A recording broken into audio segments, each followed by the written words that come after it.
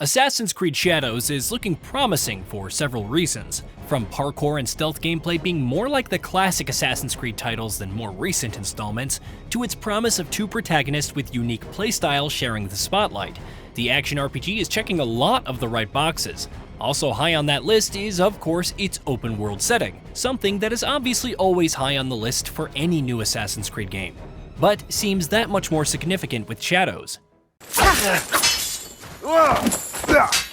You can tie that significance to several major factors, but chief among them is obviously the fact that we are finally getting the Japan-set Assassin's Creed game that we've waited for years. So long has been the wait that not only did it look for a good while there like it may not ever actually happen, but other prominent AAA releases like Ghost of Tsushima and Rise of the Ronin have also stepped in to fill the void in that time. And if you don't do it, I will kind of situation, if there ever was one. But now, Assassin's Creed finally is doing it itself, and there's every reason to be excited. You would too.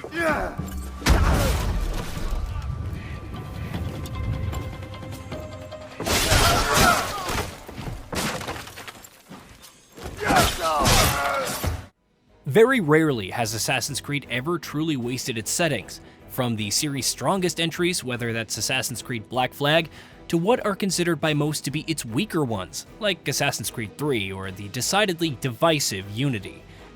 If there's one thing that the series has almost always succeeded at, it's bringing its period settings to life.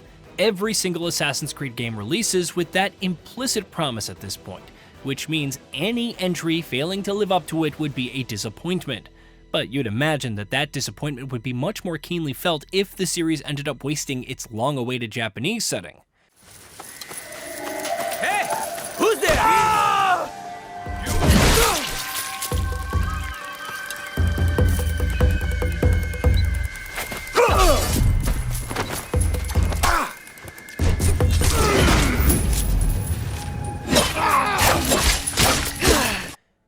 Thankfully, based on what we've seen of the game so far, it doesn't look like Assassin's Creed Shadows is going to let us down in that area. The abundant gameplay footage released for the action RPG in the lead up to its release has painted a promising picture of its take on late 16th century Japan, right at the tail end of the Sengoku era. Gorgeous landscapes flush with natural beauty, dense hubs of civilizations like Kyoto and Osaka boasting their impressive architecture. So much of the game's world has been shown off that has looked exactly as atmospheric and brimming in detail as you'd want from an Assassin's Creed game.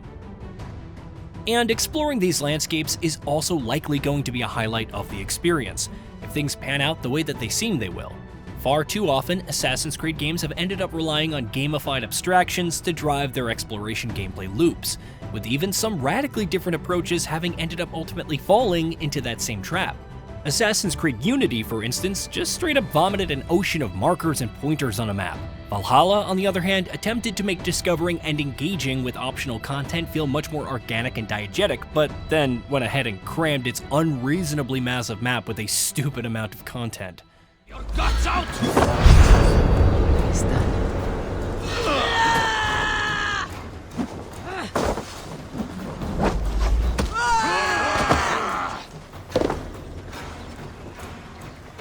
So far, on paper, it seems like Assassin's Creed Shadows will attempt to toe the line and address the issues with both styles.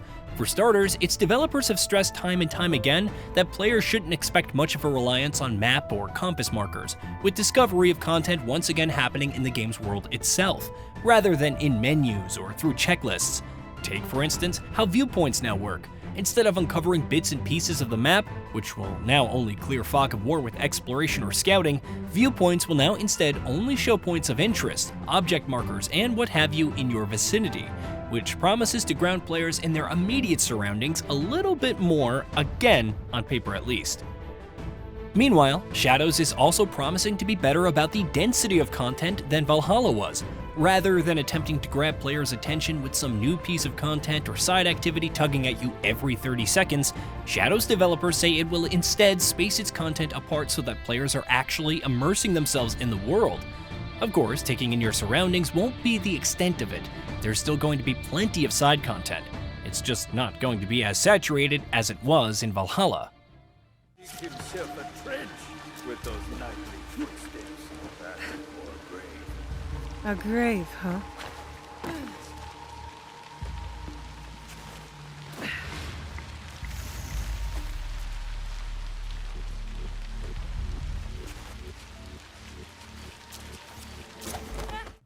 Just as promising from an exploration viewpoint is Shadow's focus on gathering information about the world. Yosuke and Naoi will command their own network of scouts and spies, which, in addition with information gleaned from NPCs and by observing the world yourself, will be a big part of not only how you learn more about the world, but also how you engage with it. Back in 2018, Assassin's Creed Odyssey took the first steps in this direction with its introduction of an exploration mode, and according to the developer, Shadows is going to bring about its next big evolution with how it ties exploration of the world with gathering information to learn more about it. Then there's the season system, which can potentially make exploration yet more captivating in its own unique way. Every time the season changes, players will feel the impact in the world around them, from lakes freezing over in winter to fields of grass blooming in the spring, from gorgeous landscapes glistening in summertime to everything being blanketed in thick layers of snow when it gets so much colder. The changes of seasons will impact the world, what it will look like, and how you will navigate it in different ways. And of course, this being an Assassin's Creed game, the actual traversal mechanics that will take you from place to place in Sengoku-era Japan will be just as crucial an aspect of the exploration loop. Eschewing the climb-anywhere approach of Assassin's Creed Origins, Odyssey, and Valhalla, Shadows will go back to the more precise style of the classic Assassin's Creed titles, which means that you'll have to pay attention to whether or not, say, a ledge is in your reach, or if there are any handholds on a wall for you to climb on.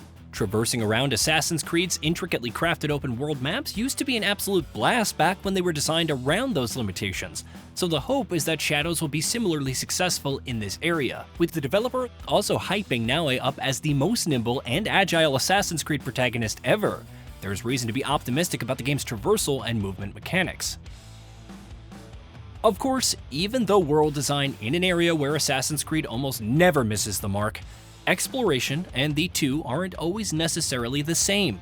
Hasn't always been. That Shadows will boast a strongly designed world is something that most people will be pretty confident about, given the series' track record. But will the game succeed in compelling players to explore the world and uncover all of its secrets? That's where the doubts begin creeping in for many. Valhalla sort of soured the well for a fair few people in that respect. But thankfully, everything we've seen of Shadows does suggest that optimism might be warranted.